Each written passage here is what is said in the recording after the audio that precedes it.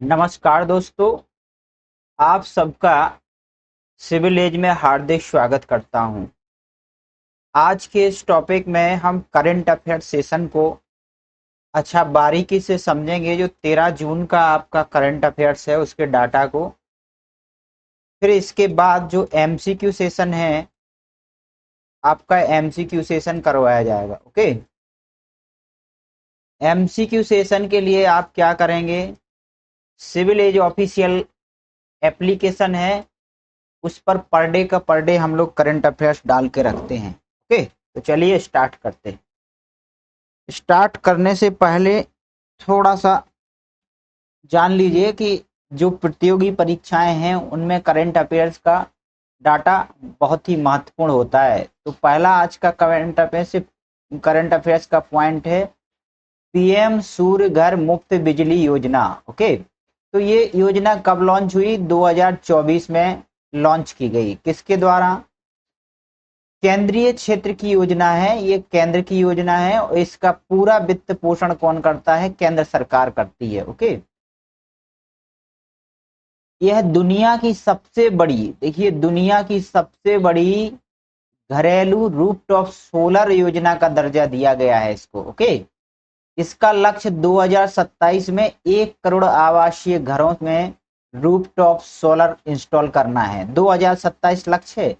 अब तक 40 लाख घरों में इंस्टॉलेशन हो चुका है इसका। ओके, अभी की जो नई अपडेट है इस योजना के तहत ये है कि कॉमर्शियल और इंडस्ट्रियल सोलर प्रोजेक्ट के लिए भी स्थानीय रूप से निर्मित डीसीआर यानी domestic content requirement solar panel का उपयोग अनिवार्य कर दिया गया है। ओके, मतलब जो डोमेस्टिक कंटेंट रिक्वायरमेंट था यानी सोलर पैनल का उपयोग के लिए क्या किया गया है, कॉमर्शियल और इंडस्ट्रियल सोलर प्रोजेक्ट के रूप में अनिवार्य किया गया है।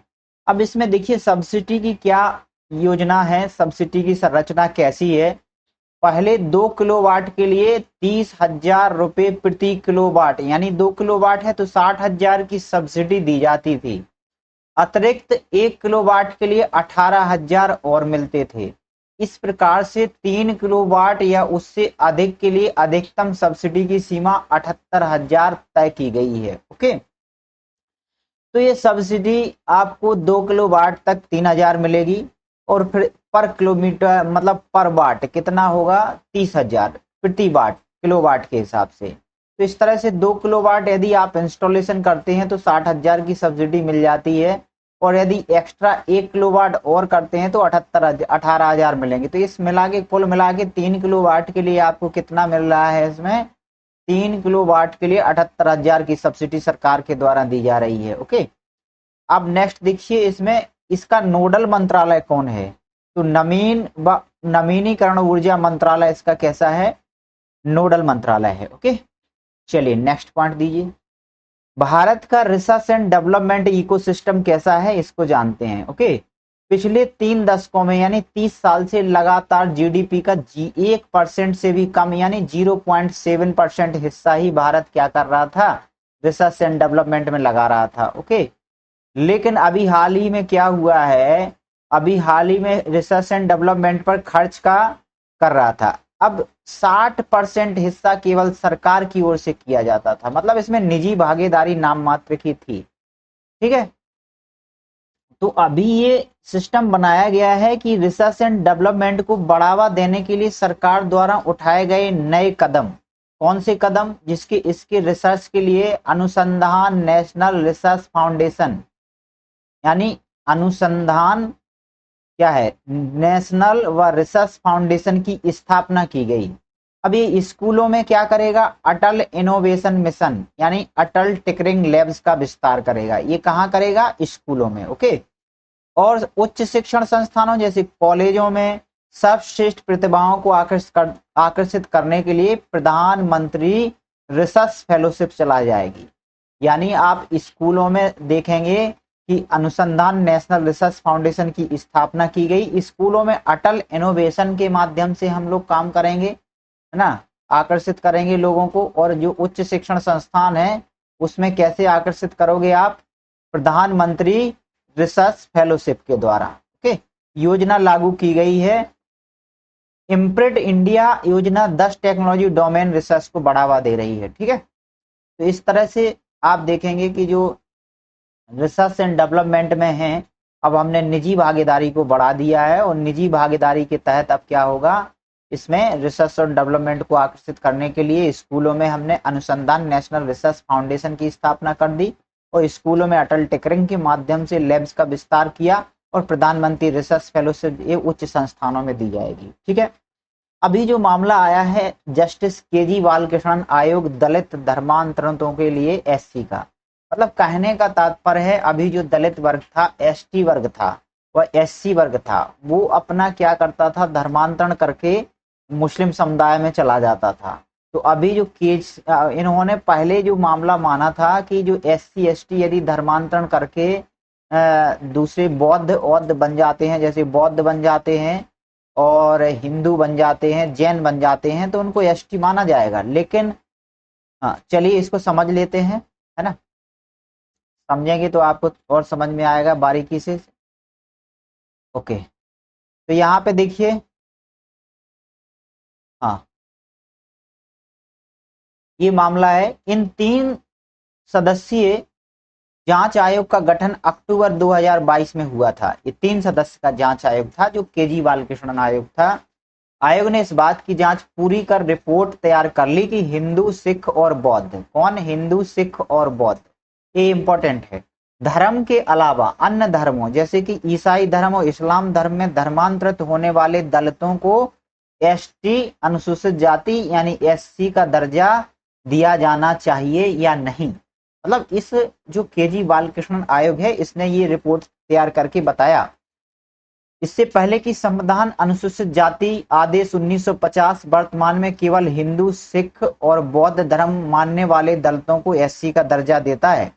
मतलब आप यदि देखो, इसमें मेन फंडा ये है कि आप यदि हिंदू हैं, मान के चलो बौद्ध हैं या फिर सिख हैं और या फिर जैन हैं, तो इस धर्म में जाते हैं तो आपको दलित माना जाएगा। लेकिन ईसाई धर्म और ईसाई और इस्लाम धर्म में जाते हैं धर्मांतरित होने के लिए, तो इस पे प्रश्न चिन्ह लगाया है केजी बालकृष्ण आयोग ने कि क्या इनको क्या किया जाएगा, दलित माना जाए या नहीं। लेकिन इस आदेश में जो 1950 का क्वेश्चन यहीं से फ्रेम होंगे आपका, संविधान अनुसूचित जाति आदेश स्टैटिक जी के हो गया 1950 में, केवल हिंदू, सिख और बौद्ध धर्म में धर्मांतरित दलितों को ही एससी का दर्जा दिया जाता था। इसके विपरीत एसटी के दर्जे के लिए धर्म का कोई प्रतिबंध व मानदंड नहीं है। ओके, तो भाई एसटी के लिए कोई अभी तक इसमें प्रतिबंध मानदंड नहीं है। ओके, इतना भी याद रखना। नेक्स्ट देखिए,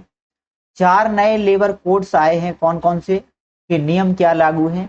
भारत सरकार द्वारा 4 श्रम संहिताएं लागू की गई है ना। कौन कौन सी श्रम संहिताएं हैं, 4 श्रम संहिताएं लागू हुए और ये श्रम संहिताएं हैं कि नियम सॉप लागू होंगे। ओके, इनका मतलब है कि code of ways 2019, industrial relation code 2020 और code on social security 2020। Okay, occupational safety health and working condition code, यानी इसका occupational safety health and working code 2020। तो ये 2020 में आपके 3 कोड आए। ये कोड ऑफ वेज है, वो क्या है, 2019 का है, तो आप इसको याद रखना।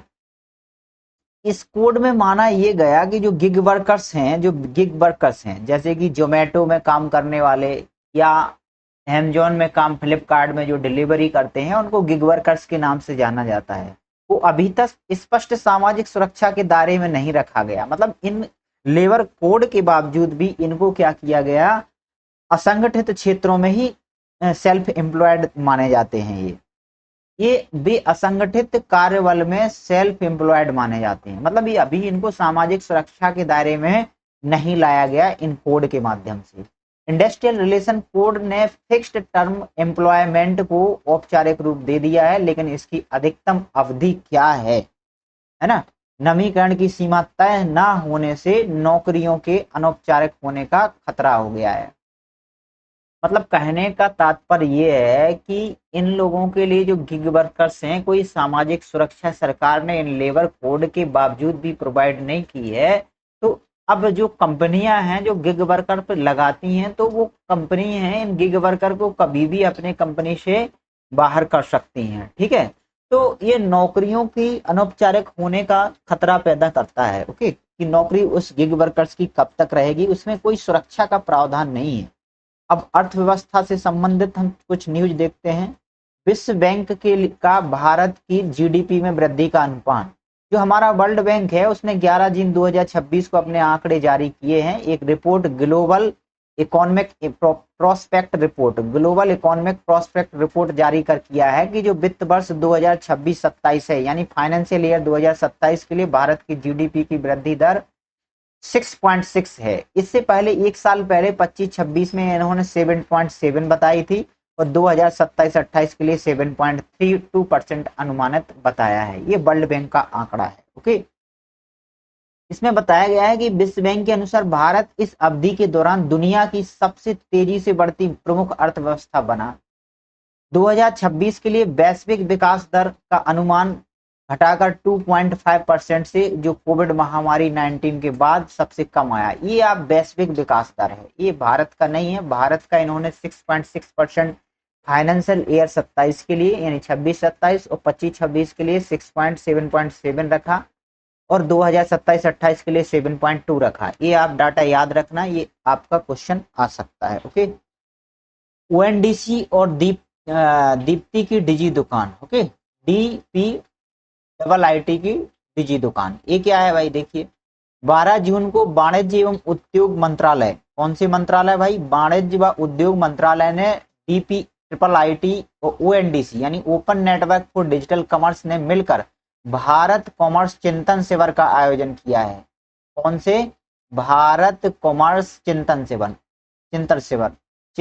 शिविर। अब देखो आपसे पूछ लिया जाएगा कि इसका आयोजन किसने किया है, तब ये क्वेश्चन आपके लिए बहुत कठिन बन जाता है। ठीक है, तो अब आपको ध्यान में रखना है कि ये किसने किया है, इस चीज को बहुत इंपॉर्टेंट तरीके से। एक तो ओपन नेटवर्क यानी ओएनडीसी ने और DPIIT ने, डबल आईटी DPIIT ने। ओके, तो इसका मतलब है open network for digital commerce ने किया।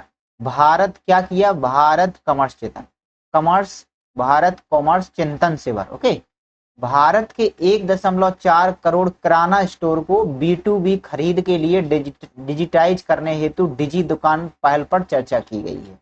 भारत का जनरल ट्रेंड इकोसिस्टम है कि फास्ट मूविंग कंज्यूमर गुड्स, इसका मतलब है फास्ट मूविंग कंज्यूमर गुड्स, इसकी बिक्री 75 से 80% हिस्सा कवर करती है। डिजी दुकान को पहले ही विपो के जरिए हैदराबाद में 10,000 रिटेलर्स के साथ लागू किया जा चुका है। यह 19 जून 2026 को सेल्स कोड के जरिए जयपुर में लॉन्च किया जाएगा। ओके, कब? 19 जून को, ये याद रखना। कहाँ लॉन्च किया जाएगा, ये इंपॉर्टेंट पैरा है। कहाँ लॉन्च किया जाएगा आपका? ये जो लॉन्च किया जाएगा कहाँ? जयपुर में। ओके, 19 जून को 2026 को सेल्स कोड के जरिए जयपुर में लॉन्च किया जाएगा। इससे पहले डिजी दुकान को KWPO यानी की पीओ के जरिए हैदराबाद में 10,000 रिटेलर्स के साथ लागू कर दिया गया। ओके, उच्च एथेनॉल ब्लेंडिंग के बारे में देखिए। केंद्र सरकार ने क्या किया है? केंद्र सरकार ने अभी हाल ही में क्या किया?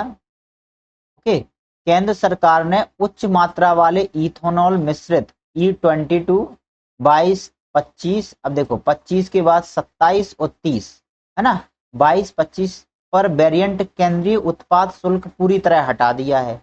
इसका मुख्य कारण है कि पेट्रोल जिस पर एक्साइज लगता है और इथेनॉल है ना जिस पर जीएसटी लगता है, पेट्रोल पर एक्साइज ड्यूटी लगती है और जीएसटी पर, इथेनॉल पर जीएसटी लगता है, का मिश्रण पर लगने वाले दोहरे कराधान को रोकना है। मतलब इसका मतलब है कराधान को रोकना। 5 जून 2026 को औपचारिक रूप से E85 ईंधन यानी E85% इथेनॉल और 15% गैसोलीन को लॉन्च किया गया था, है ना।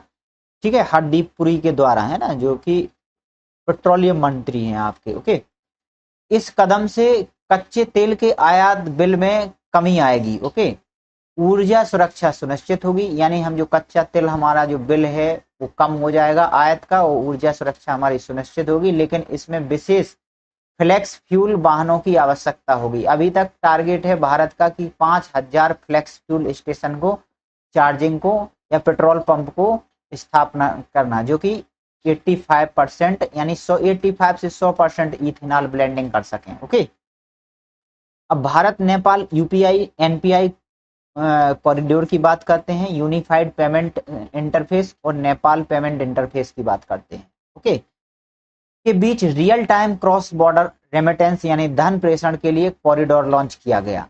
इसके लिए धन प्रेषण, real time cross border remittance. इसमें एनपीसीआई की अंतरराष्ट्रीय शाखा कौन सी है? एनआईपीएल यानी NPCI international payment limited. Okay, और नेपाल की NCH Nepal clearing house limited ने मिलकर लागू किया है। अब ये क्वेश्चन इसी से कठिन बन जाते हैं कि आपसे यही पूछ लिया। सिंगापुर के बाद नेपाल देश दूसरा देश बन गया है। कौन सा दूसरा देश? जिसने कि यूपीआई के साथ पीयर टू पीयर है ना, P2P कनेक्टिविटी हासिल की है। वर्तमान में यूपीआई को अंतरराष्ट्रीय फुटप्रिंट के रूप में 9 देशों में फैल चुका है। जो यूपीआई का फुटप्रिंट है वो 9 देशों में है। भारत का यूपीआई कितने देशों में है? 9 देशों में। ये क्वेश्चन पूछा जा सकता है, जैसे कि Bhutan, Singapore, UAE, France, Mauritius, Qatar, Sri Lanka, Cambodia. Okay, तो सिंगापुर, ये देखिए फ्रांस, यूएई, फ्रांस, फ्रांस कहाँ का? ये यूरोप का देश है, यूरोप के देश फ्रांस, और अभी नेपाल में हाल में लागू कर दिया गया। यानी हमारे जो पड़ोसी देश हैं भूटान, नेपाल, ओके, और श्रीलंका, श्रीलंका 3 देशों में ये पड़ोसी देशियों में लागू है, भूटान में, नेपाल में, श्रीलंका में। अब बांग्लादेश में नहीं है अपना। सिंगापुर और ये मॉरिशस, मॉरिशस के बाद कंबोडिया, कंबोडिया के बाद कतर और यूएई और फ्रांस। ये कतर और यूएई ये मध्य पूर्व की कंट्री हैं, और ये फ्रांस रूस यूरोप की कंट्री है। मॉरिशस अफ्रीका का एक द्वीप है। श्रीलंका और कंबोडिया ये नेपाल। ये याद रखेंगे आप तो आपका याद हो जाएगा, ठीक है, कि 9 देशों में हमारा यूपीआई लागू है। अंतरराष्ट्रीय घटनाक्रम में देखेंगे कि भारत इनोवेट्स 2026 फ्रांस कहाँ आयोजित किया गया। प्रधानमंत्री के नरेंद्र मोदी, यानी जो प्रधानमंत्री नरेंद्र मोदी हैं, फ्रांस के राष्ट्रपति इमैनुअल मैक्रों हैं। उन्होंने 14 जून 2026 को फ्रांस के नीस शहर में भारत इनोवेट्स 2026 का संयुक्त रूप से उद्घाटन करेंगे। तो इसका भारत का केंद्रीय शिक्षा मंत्रालय जो है इसकी प्रमुख पहल है। इसकी किसकी पहल है? ये जो भारत इनोवेट्स 2026 है, ये पहल किसकी है? केंद्रीय शिक्षा मंत्रालय की है। और जो नरेंद्र मोदी हैं भारत के प्रधानमंत्री और फ्रांस के राष्ट्रपति इमैनुअल मैक्रों, ये नीस शहर फ्रांस के में इसका उद्घाटन करेंगे। और इसका उद्देश्य है भारत और फ्रांस के बीच global deep tech, applied research और स्टार्टअप इकोसिस्टम को बढ़ाना, है ना। इसके जो मेन मुद्दे हैं, 3 मुद्दे हैं, कौन कौन से हैं इसको आप देख लीजिए। एक तो है उद्देश्य भारत और फ्रांस के बीच ग्लोबल डीप टेक,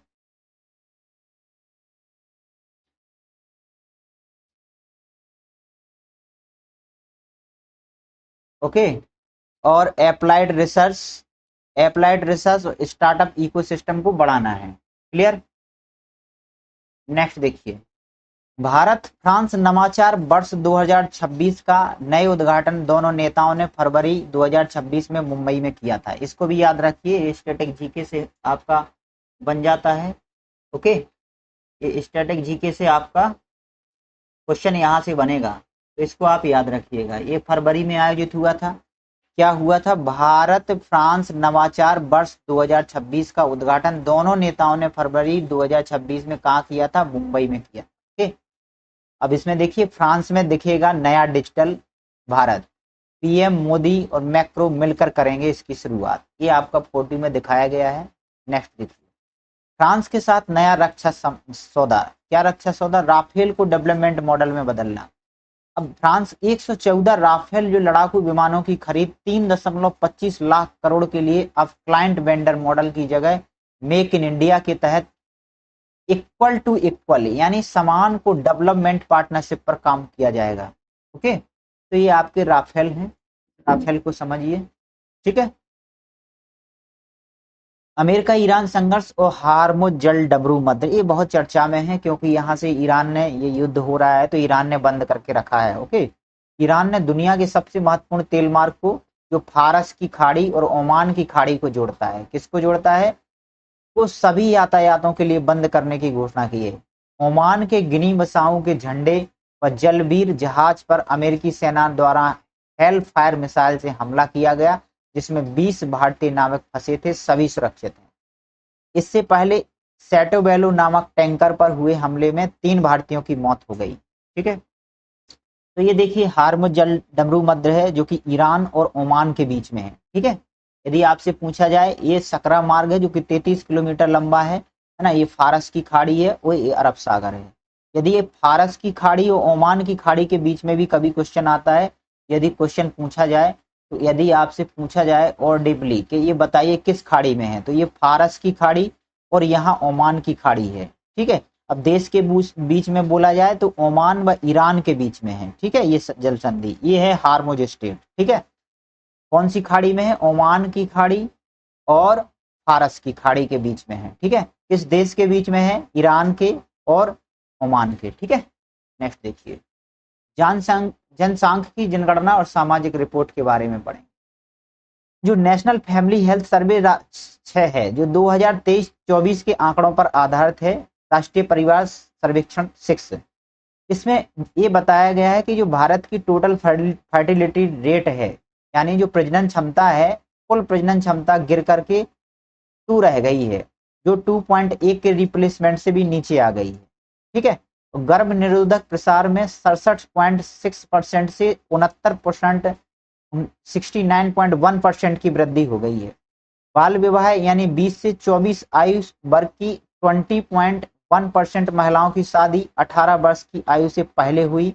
ग्रामीण क्षेत्रों में ये परसेंटेज कितनी है, 20% है, शहरी क्षेत्रों में, ग्रामीण क्षेत्रों में 23.3% है। ठीक है, पिछले सर्वेक्षण से अपवर्तित है। ओके, यानी अभी पहले सर्वेक्षण में 23.3 था, वो अभी 20.1% है। जेंडर असमानता यानी गर्भ निरोधक का ज्यादातर बोझ महिलाओं पर है। महिला नसबंदी कुल गर्भ निरोधक उपयोग का 36.36% है, जबकि पुरुष नसबंदी कितनी है, मात्र 0.5% है। ओके, दक्षिण भारत के राज्यों में जनसांख्यिकी बदलाव, नगद प्रोत्साहन।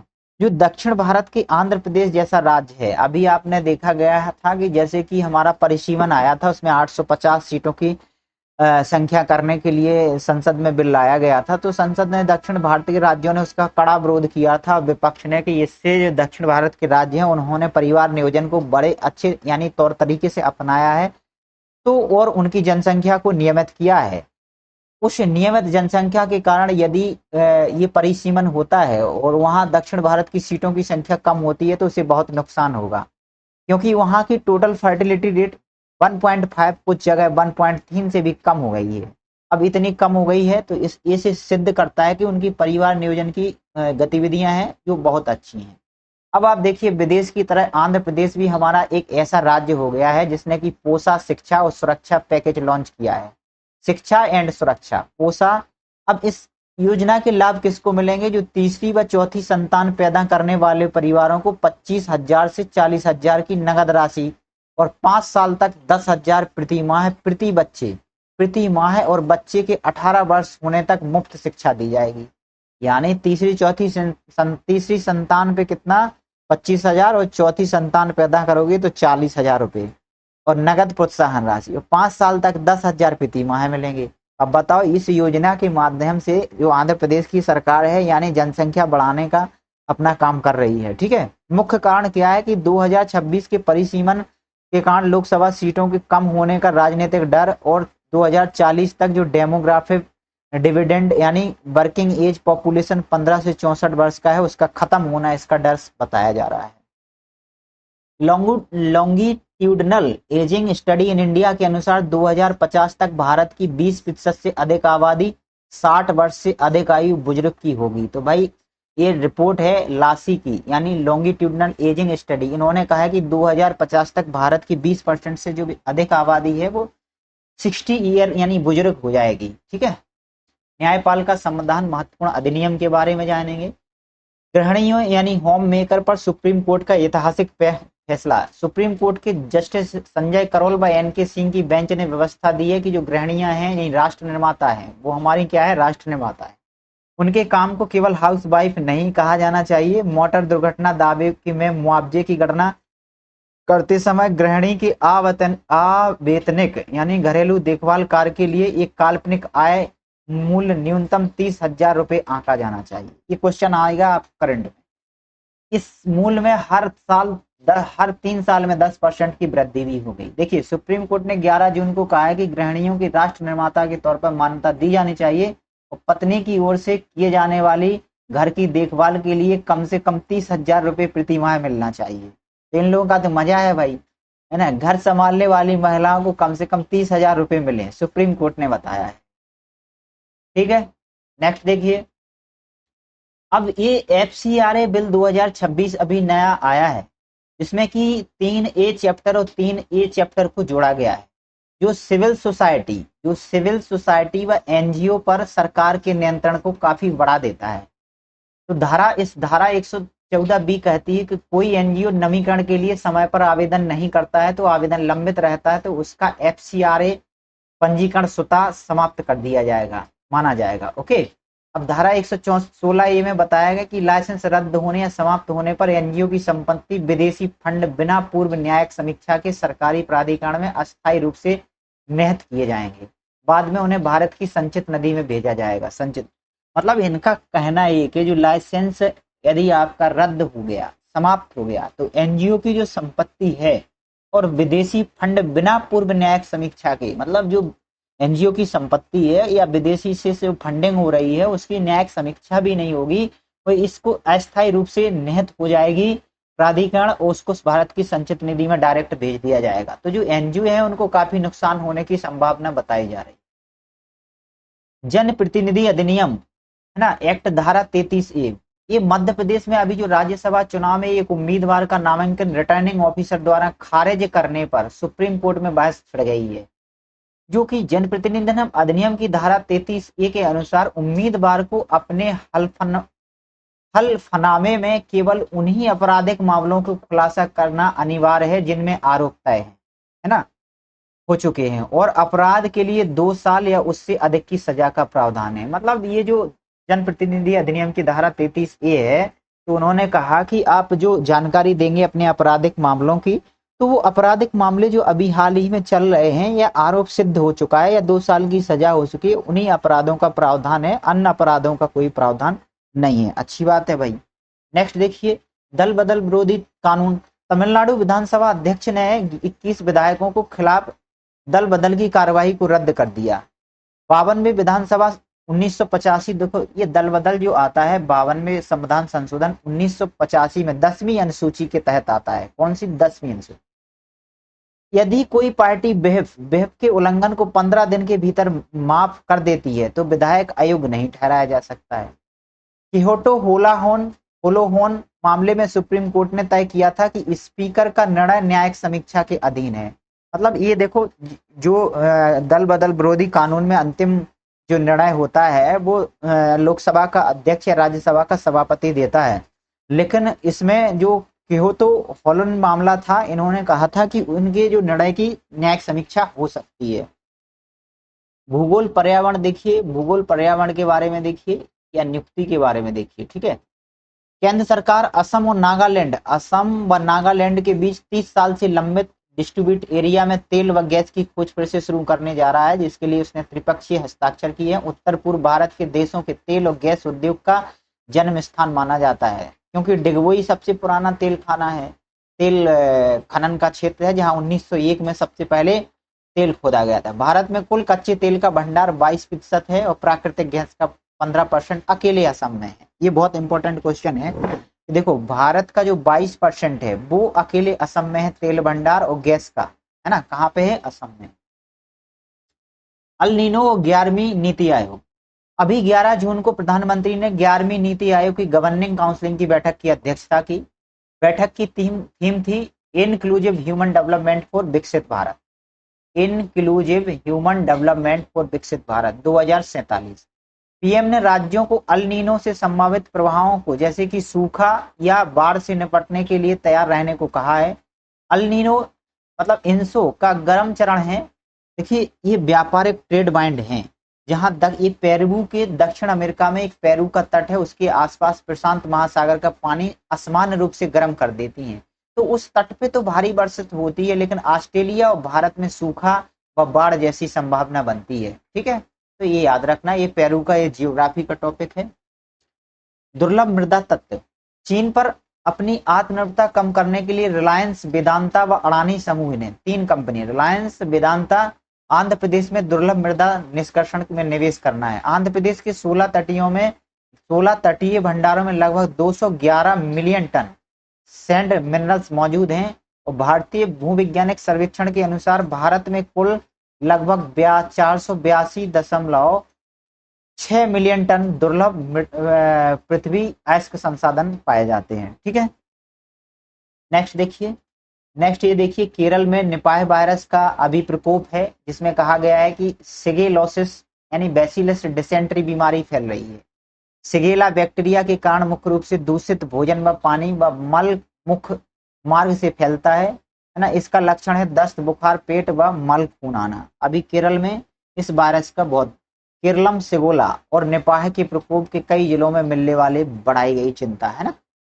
नेक्स्ट देखिए, महत्वपूर्ण नियुक्तियां देखती है। कैबिनेट सचिव जो टीवी स्वामीनाथन है, इनको 12 जून से 21 जून को होने वाली नीट की जो पुनर्परीक्षा है उसके लिए एनटीए के डीजे के साथ बैठक करने के लिए नियुक्त किया गया है।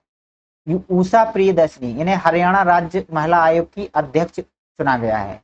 ओके, इनको ये है भाई उषा प्रियदर्शनी। ठीक है, लेफ्टिनेंट गवर्नर राजीव गही है ना, राजीव गही को इन्हें राष्ट्रीय सुरक्षा परिषद सचिवालय का सैन्य सलाहकार यानी एनएससी का सैन्य सलाहकार नियुक्त किया गया।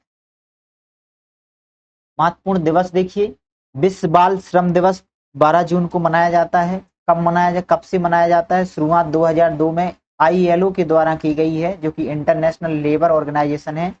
ये एसडीजी यानी सतत विकास के लक्ष्यों के टारगेट का 2025 तक बाल श्रम के सभी रूपों को समाप्त करने से संबंधित है, जिसमें हाल में दुनिया विफल रही।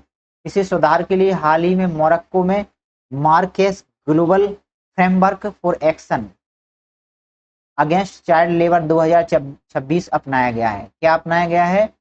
Marquez global framework for action against child labour 2026। ठीक है, तो इसकी थीम क्या थी भाई? थीम को पढ़ लीजिए, थीम बहुत आता है।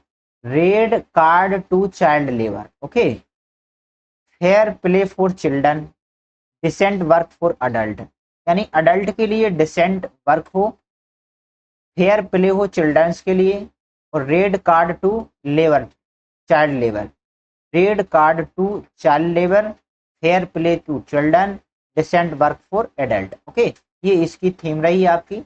ये कब से मनाया जाता है? 2002 से। ये आईएलओ के द्वारा शुरुआत किया गया था। और इसका विकास कब टारगेट क्या रखा है? 2025 तक सतत विकास लक्ष्यों को पाना है। रक्षा और सुरक्षा में देखिए, अब आपका आज का ये करंट अफेयर सेशन खत्म होता है, यही बचा है। एनसीएल इंडिया और सीएसआरसीआर सार्वजनिक क्षेत्र की कंपनी एनसीएल इंडिया ने क्रिटिकल और रणनीतिक खनिजों के शोधन और निष्कर्षण के लिए कराईमुड़ी तमिलनाडु, कराईकुड़ी सीएसआर कैरी है ना के साथ एमओयू साइन किया है। ये अफ्स्पा यानी सशस्त्र बल विशेषाधिकार अधिनियम 1958 में ये पूछा जा सकता है कब लागू किया गया। केंद्रीय गृह मंत्री ने कहा है कि साल के अंत तक यह केवल 1 या 2 राज्यों में लागू रहेगा। वर्तमान में यह नागालैंड, असम, मणिपुर और अरुणाचल प्रदेश के कुछ हिस्सों में लागू है। ओके, तो आज का करंट सेशन खत्म होता है। यदि आप एमसीक्यू लगाना चाहते हैं ना, जैसे कि इसका एमसीक्यू डायरेक्ट टेस्ट अभी जैसे आपने यहाँ पढ़ा और आप एमसीक्यू देंगे, तो एमसीक्यू कहाँ से देंगे? ये सिविल एज ऑफिशियल है, एक प्ले स्टोर से एप्लीकेशन डाउनलोड कीजिए, आपको इसी टॉपिक से करंट की यानी 13 जून का करंट मिल जाएगा। आपको 50 मोस्ट इंपॉर्टेंट एमसीक्यू मिल जाएंगे। ओके, चलिए धन्यवाद, थैंक यू।